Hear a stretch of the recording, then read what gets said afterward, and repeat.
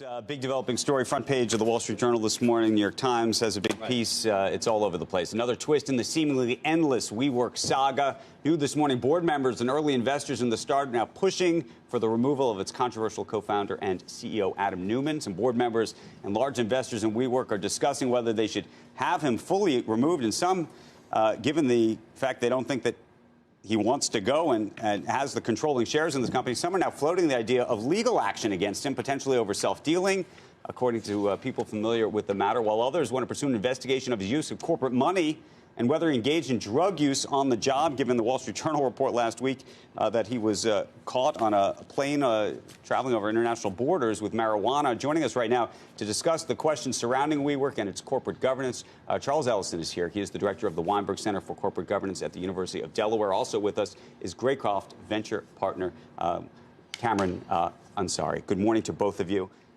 The question this morning that I would go straight to you on is, didn't the board know all of this already? How could this be a surprise to everybody?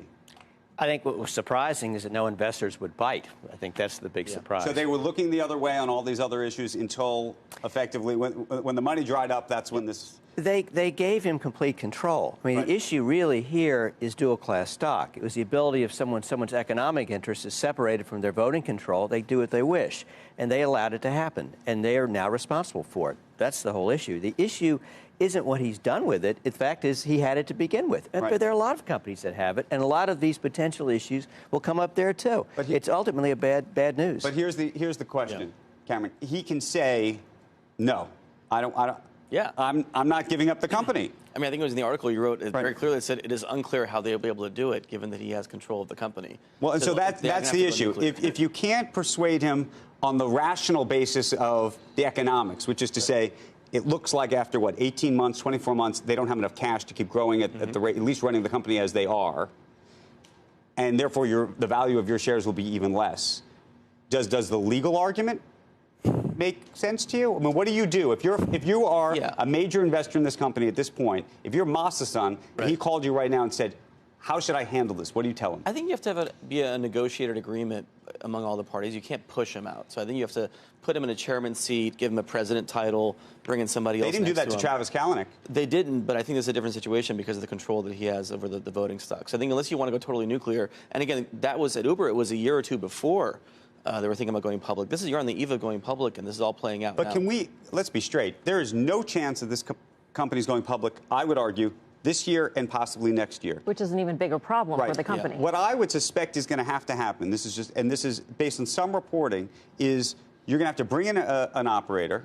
You're going to have to then try to find a third-party investor with a name brand who's never invested in the company before to effectively credentialize this plan. Probably need $2 or $3 billion.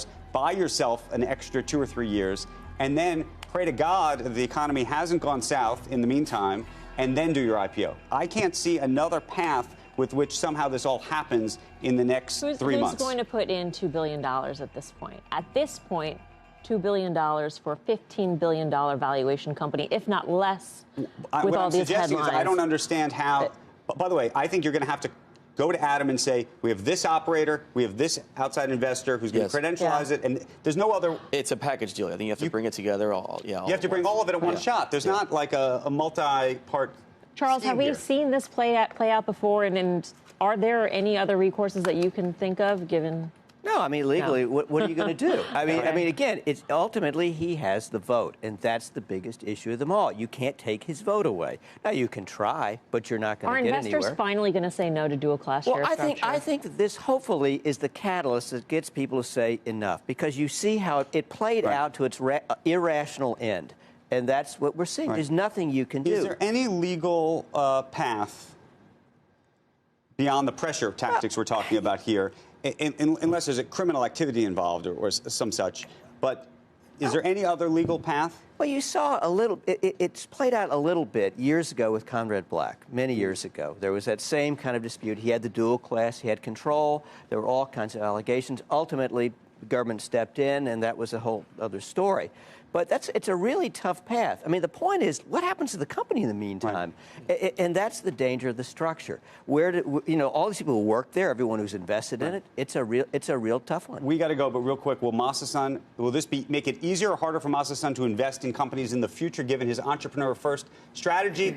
Or do founders say, you're an honorable guy, Adam Neumann, we don't think is, and we think you did the right thing? How does it play? It is going to affect their ability to work with some founders in the future, for sure. No question about it. Because they're going to say, are you going to turn on me? Yeah, I mean, and there are venture funds that will tell you up front, like, we will never replace you. There are firms that live by that motto, and that they win deals that way because founders are like, look, these guys are with me through thick and thin.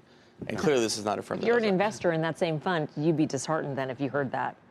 I mean, that means that they don't have their investors' interests Well, first. I mean, they're trying to win the best deals, and some founders are adamant. They're like, look, you're going to stick by me.